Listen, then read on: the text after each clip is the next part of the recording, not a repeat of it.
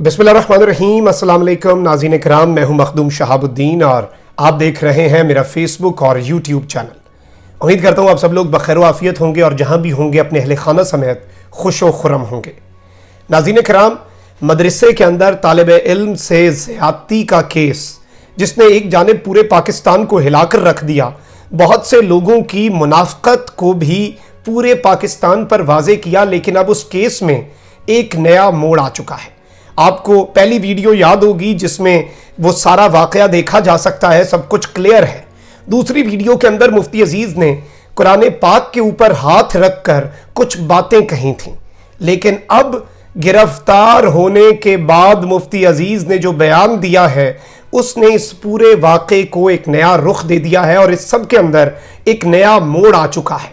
पिछली दोनों वीडियोज़ के हवाले से मुफ्ती अजीज़ का पहला वाज़े दो टोक और जो सच पर मबनी मौक़िफ़ है वो सामने आ चुका है, और जितने लोग उन्हें सपोर्ट कर रहे थे, जितने लोग उनके हक में बातें कर रहे थे, उनके मुतल्लिक भी अब उनकी बोलती भी बंद हो जाएगी इस बयान के बाद जो पुलिस की तहवील में मुफ्ती अजीज़ ने दिया है।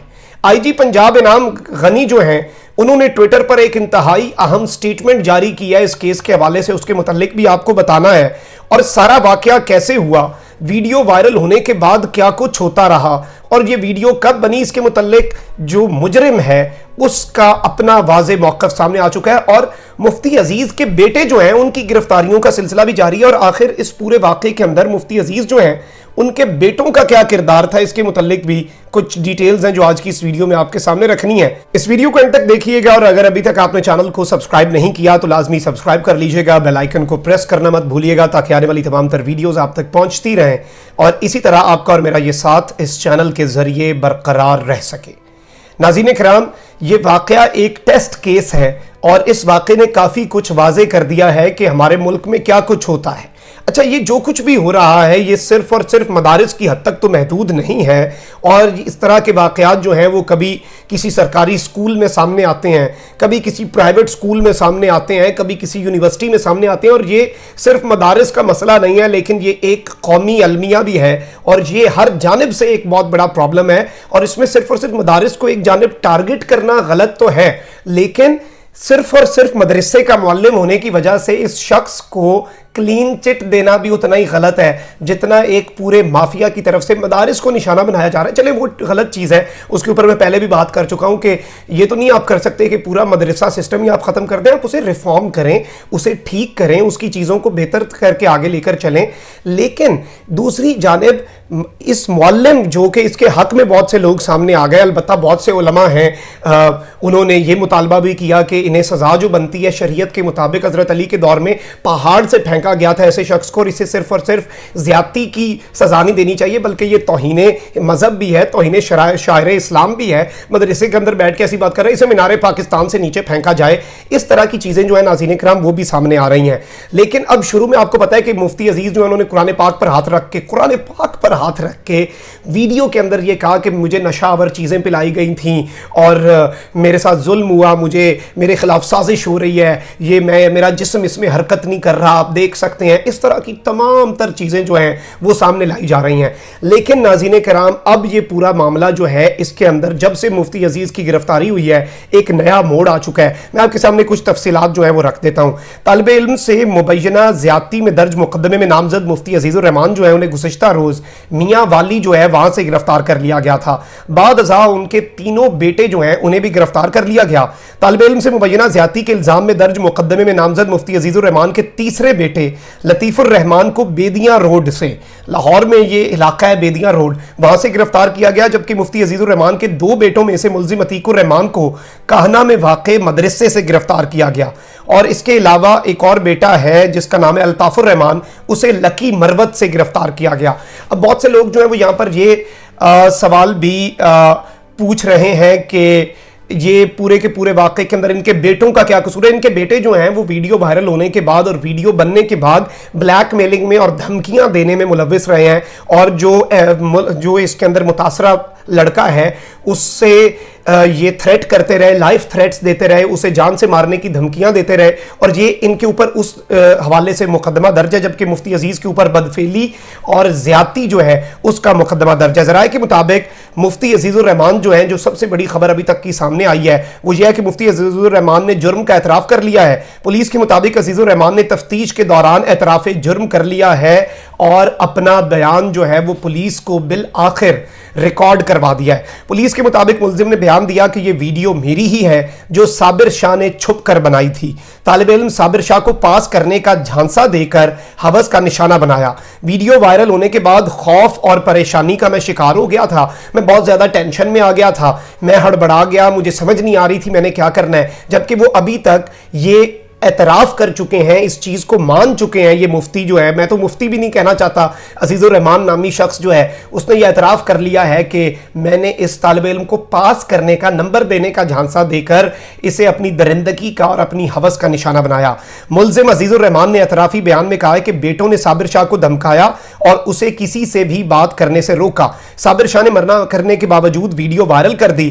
میں مدرسہ نہیں چھوڑنا چاہتا تھا, میں اپنی جاب سے نہیں ہٹنا چاہتا تھا, میں بہت زیادہ ڈر گیا تھا, اس لیے میں نے یہ ویڈیو بیان جاری کیا. جبکہ مدرسے کے منتظمین نے اور محتمم ویڈیو کے بعد مدرسہ چھوڑنے کا مجھے کہہ چکے تھے, اور مجھے لگا کہ اس طرح کی ویڈیو میسج میں ریکارڈ کروں گا, جھوٹا حلف اٹھائے گا یہ شخص.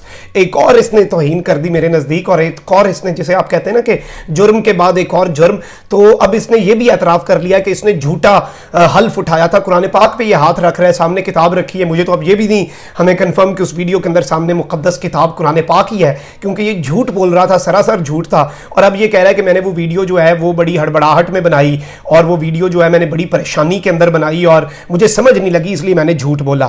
اچھا, میں اب آپ کو یہ بتاؤں کہ ملزم کے مطابق وہ مقدمہ درج ہونے کے بعد لاہور کے مختلف علاقوں میں اپنے شاگردوں کے پاس ٹھہرتا رہا, یعنی کہ فرار رہا, روپوش رہا, اور مختلف شاگردوں میں اور مختلف مدارس کے اندر پناہ لیتا رہا. میری اور بیٹوں کی فون لوکیشن ٹریس ہوتی رہی, یہ ملزم کا کہنا ہے. اس دوران پولیس نے میاں والی میں چھاپا مار کر مجھے گرفتار کر لیا. اچھا, اب ملزم جو ہے اس نے اپنے بیان میں یہ بھی کہہ دیا ہے کہ میں اپنے کیے پر شرمندہ ہوں اور میں بھٹک گیا تھا اور شیطان جو ہے وہ میرے پہ حاوی ہو گیا تھا. البتہ ناظرین کرام, اس طرح کے تمام تر جو مجرم ہیں وہ ہمیشہ یہ بات کہتے ہیں کہ ہمارے اوپر شیطان حاوی ہو گیا تھا, یہ کام شیطان نے کرا دی. اس طرح تو پھر پوری دنیا میں جو آدمی غلط کام کرتا ہے وہ شیطان کرواتا ہے, پھر کسی انسان کو سزا نہ دی جائے, شیطان کے اوپر سارے مقدمے درج کر لیے جائیں. یہ اتنی ایک عجیب سی بات ہے جو انہوں نے کی ہے.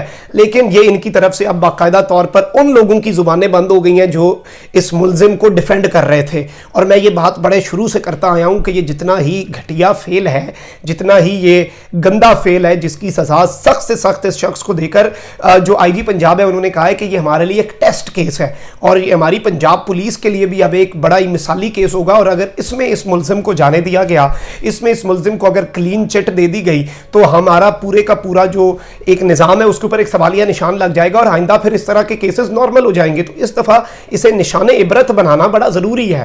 اور بڑے دفعہ ایسے ہوتا ہے, میں ہمیشہ یہ بات کرتا ہوں کہ اب جب جرم اگر سرے بازار ہو رہے ہیں تو پھر سزائیں بھی سرے بازار دی جائیں, لوگوں کو پتہ چلے کہ کون سا آدمی کیا کر رہا ہے. اگر اس آدمی کا جرم سب نے دیکھا ہے تو اسے سزا ہوتے ہوئے بھی سب کو دیکھنا, نشان عبرت بنائیں.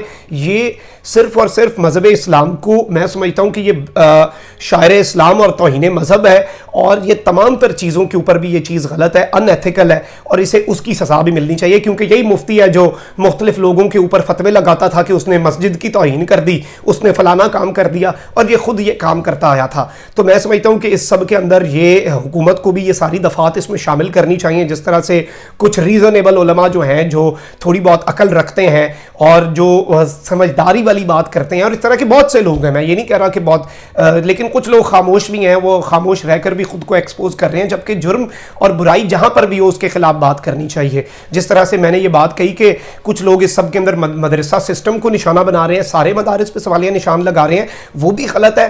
اور پھر اس آدمی کو صرف اور صرف اس لیے ڈیفینڈ کرنا کہ اس کی داڑھی ہے اور یہ پڑھاتا تھا, وہ بھی اتنا ہی غلط ہے. تو اس چیز کو بھی ہم نے ملحوظ خاطر رکھنا ہے, اور اس چیز کا بھی ہمیں ادراک ہونا چاہیے. آپ نے کامنٹ سیکشن میں یہ ضرور بتانا ہے کہ اس پوری سچویشن کو آپ کس طرح سے دیکھتے ہیں, آپ کا کیا ماننا ہے کہ یہ صورتحال کس ڈگر پہ جا رہی ہے, یہ معاملہ کیا رخ اختیار کرے گا, تاکہ آپ کی رائے جو ہے وہ بھی ہمارے تک پہنچ سکے. اور ساتھ ہی ساتھ آپ نے اس ویڈیو کو شیئر کرنا ہے. چینل کو سبسکرائب نہیں کیا تو لازمی سبسکرائب کر لیں, بیل آئیکن کو پریس کرنا مت بھولیے گا تاکہ آنے والی تمام تر ویڈیوز آپ تک پہنچتی رہیں, اور اسی طرح آپ کا اور میرا یہ ساتھ اس چینل کے ذریعے برقرار رہ سکے. اپنا بہت زیادہ خیال رکھیے گا, اپنے ارد گرد لوگوں کا بھی آپ نے بہت زیادہ خیال رکھنا ہے, اور اس ملک پاکستان کا بھی بہت زیادہ خیال رکھیے گا, کیونکہ پاکستان ہے تو ہم ہیں. اللہ تعالیٰ پاکستان کو سلامت رکھے, اللہ تعالیٰ پاکستان کو تا قیامت رکھے. اللہ نگہبان. پاکستان زندہ باد.